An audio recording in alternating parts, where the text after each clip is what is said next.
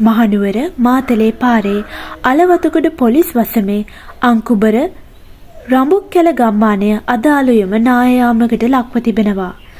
එහි පවුල් 50කට වැඩි සංඛ්‍යාවක් අතුරුදන් බවයි සඳහන් වන්නේ.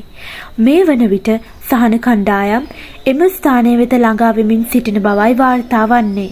මේ අතර කොත්මලේ රම්බඩගම ආසන්නයේ නායෑමක් සිදුව ඇති අතර එම ස්ථානයේ මියගිය පුද්ගලයින්ගේ සිරුරු ඉවත් කිරීමට හෝ තුවාලකරුවන් රෝහල්ගත කිරීමට නොහැකිව ප්‍රදේශවාසීන් දැඩි අසීරුතාවයකට පත්ව තිබෙනවා. ප්‍රදේශයට විදුලිය නොමැති අතර දුරකථන සංඥා සියල්ල ක්‍රියාවිරහිත වී ඇත. එමෙන්ම හල්දුම්මල පූනාගල හදිසියේ මතුවූ නායයාමේ අවදානමක් හේතුවෙන් එහි පදිංචි පවුල් 14ක් අද අලුයම ඉවත් කර තිබේ.